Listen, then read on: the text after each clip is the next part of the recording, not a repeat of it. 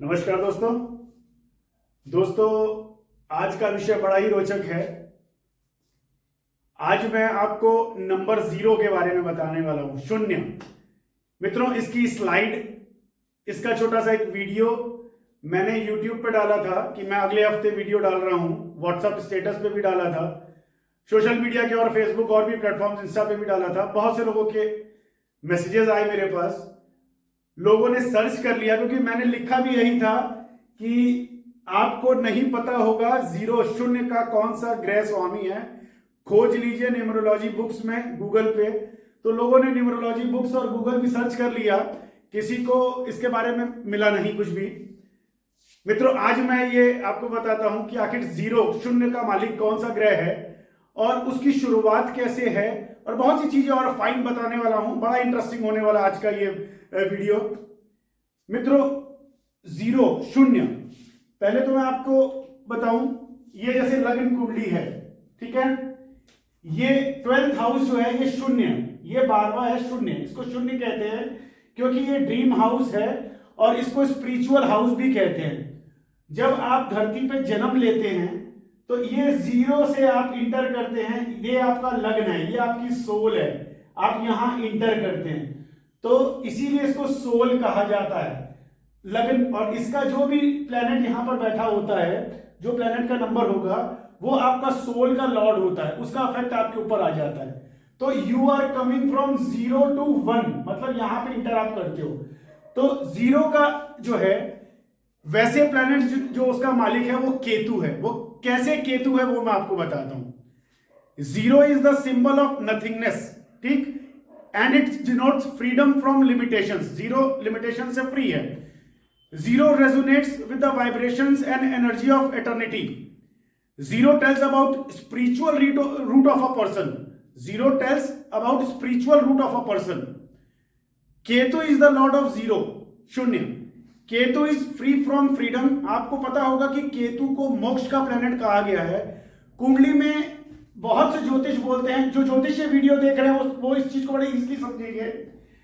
केतु अगर कुंडली में 12वें घर में बैठा हुआ हो तो उस व्यक्ति को मोक्ष मिलेगा। ये कोई भी ज्योतिष, अगर जो अच्छा ज्योतिष है वो जानता है, क्योंकि केतु मोक्ष का कारक है, ठीक है।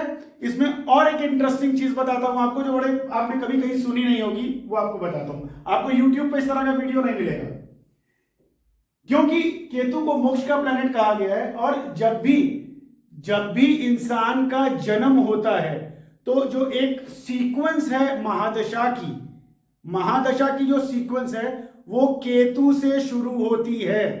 ये शायद आपको पता नहीं होगा, वो केतु से आरंभ होती है, उसका सीक्वेंस यही है, केतु के बाद शुक्र, ये सीक्वेंस है पूरा, ठीक है।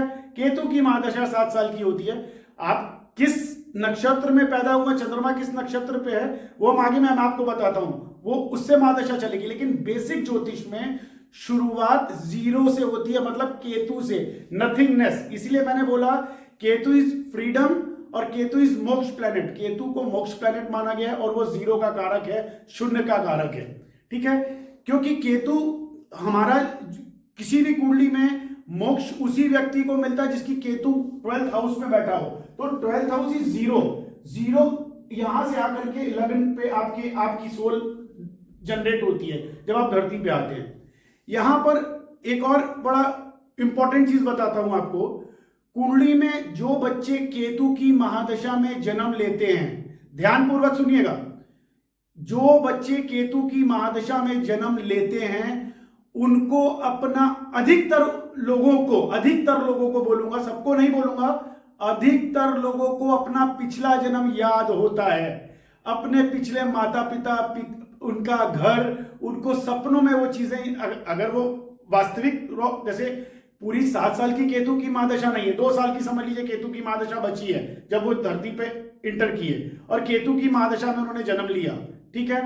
तो ऐसी स्थिति में उनको अपना पिछला जन्म, अपने माता पिता, अपना घर बहुत हद तक याद रहता है। और ऐसे 2 केसेस मेरे सामने हैं जिनकी कुंडली मैंने एनालाइज की है। उस बच्चे की 5 साल की केतु की महादशा बची थी। उस बच्चे को अपने माता पिता याद भी थे, अपना घर याद था, और नए माता पिता को लेकर के वहां पे गया भी था, मुलाकात भी हुई उनसे सब, मतलब केतु की महादशा में जन्म लेने वाले बच्चे को अपना पिछला जन्म याद रहता है, because Ketu is zero, nothingness. ठीक है, तो ये केतु की महादशा में जन्म लिए हुए बच्चों को अपना वो सपने में ही अपना पुराना घर मुस्कुराएंगे अपने सपने में ही, क्योंकि अगर वो केतु की महादशा में तो वो पुरानी बातें भी करेंगे कि ऐसा घर था, वो घर था। ये बहुत सी जगह आपने सुना होगा कि बहुत से बच्चे ऐसी बातें करते हैं कि वो ऐसा घर था, वो मतलब वो रोड पे चलते हुए अगर छोटे बच्चे माता पिता के साथ जा रहे हैं तो भी एक बार झटके में देखेंगे कि कुछ जानी पहचानी जगह है। तो वो केतु की महादशा में जो बच्चे जन्म लेते हैं उनको अपना अधिकतर पास्ट याद रहता है, घर, ये सारी चीजें। इसलिए केतु को जीरो का कारक माना गया, नथिंगनेस का कारक माना गया, मोक्ष का कारक माना गया है।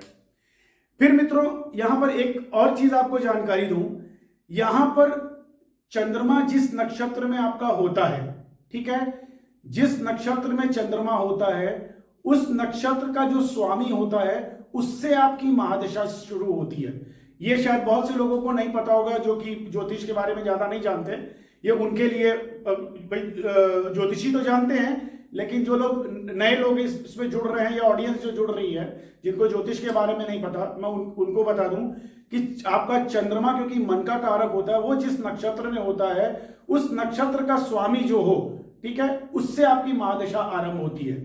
ठीक है, लेकिन बेसिक ज्योतिष में केतु इज फर्स्ट महादशा, उसी से सीक्वेंस स्टार्ट होता है, इसलिए केतु इज नथिंगनेस और जीरो का मालिक केतु है।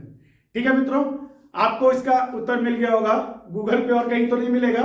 और ये चीजें क्योंकि बड़े समय से एनालाइज करते हैं, बहुत सी कुंडलियां आती हैं और इसको जब ढंग से ऑब्जर्व किया जाए तो आपको ये चीजें मैं आपको बता पा रहा हूं, ये गूगल और बाकी जगह पे आपको नहीं मिलेगा।